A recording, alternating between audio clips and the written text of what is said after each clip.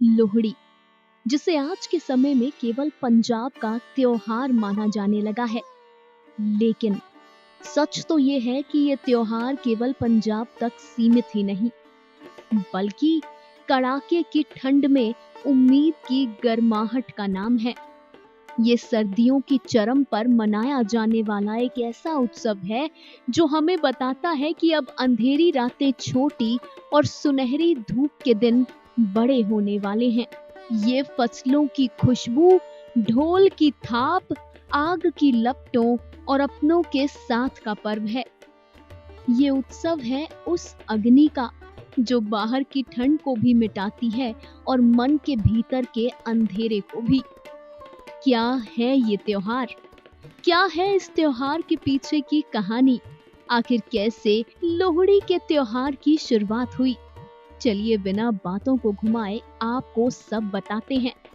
आपको बताते हैं इस त्योहार से जुड़ी पौराणिक कथाएं।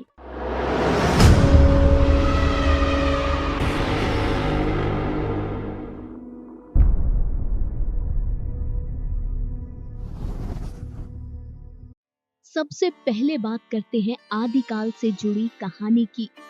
वो कहानी जो सूरज और रोशनी का स्वागत करती है। इस त्योहार से जुड़ी हुई ये सबसे पुरानी कहानी है। उस समय कोई कैलेंडर नहीं था। लोग बस आसमान को देखकर मौसम समझते थे।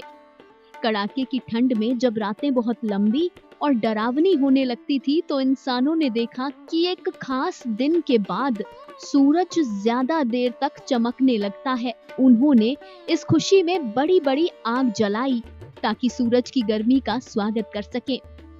इसे लोहिका, जिसका अर्थ होता है आग की लपट, कहा जाने लगा, जिसका आगे चलकर लोहड़ी नाम पड़ा।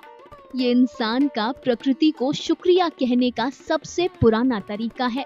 कहते हैं ना कि लोहड़ी के त्योहार के बाद रातें छोटी और धूप के दिन बड़े होने लगते हैं। ये कहानी इसी बात से जुड़ी है। इसके बाद वैदिक काल से जुड़ी कहानी, आग में तिल रोड़ी का भोग। असल में सर्दियों में सेहत बनाने के लिए तिल और रोड़ी, रोड़ी यानी कि गुड़, सबसे अच्छा माना जाता था। लोग अपनी फसल और सेहत के लिए ईश्वर को धन्यवाद देने के लिए पवित्र अग्नि में अर्पित करते थे। तिल और रोड़ी के नाम को मिलाकर तिलहोड़ी नाम पड़ा, जिसे तिलहोड़ी शब्द को बिगाड़कर लोगों ने इसे लोहड़ी कहना शुरू कर दिया। वैदिक काल की ये कहानी जुड़ी है फसल कटने और उस फसल के लिए ईश्वर को धन्यवाद कहने को लेकर। तीसरी कहानी जुड़ी है प्राचीन काल से, लोई और संतों की वाणी। पौराणिक कथाओं की जगह हम यहाँ ऐतिहासिक संतों का संदर्भ जोड़ सकते हैं। असल में कई विद्वानों का मानना है कि लोहड़ी नाम एक महान संत कबीर दास की पत्नी लोई के नाम पर पड़ा। पंजाब और हरियाणा के कई इलाकों में कई लोग आज भी लोहड़ी को लोई कहते हैं।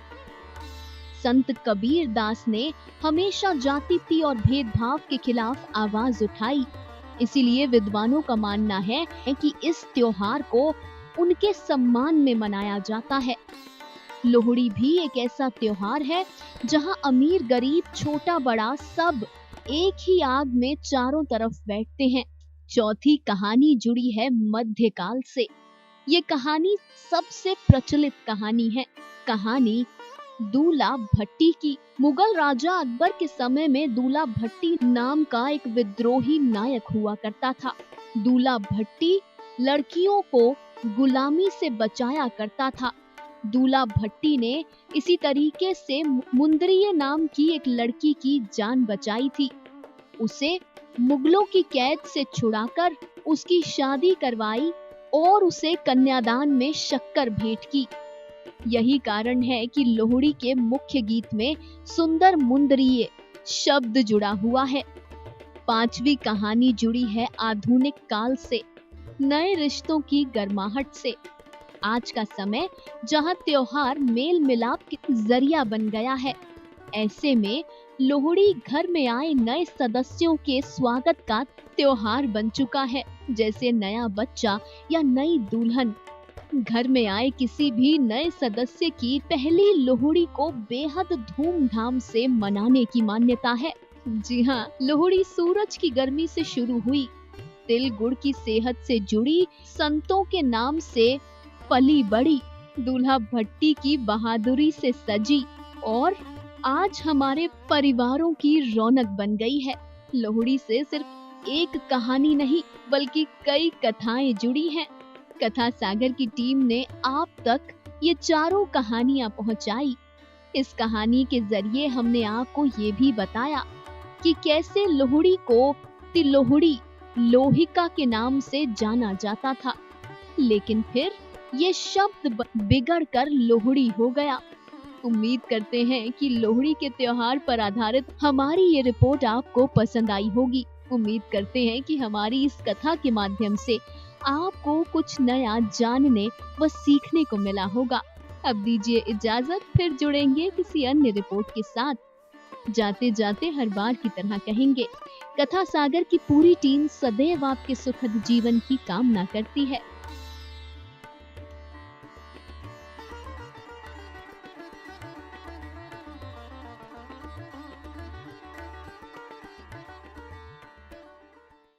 हर अपडेट के लिए सब्सक्राइब करें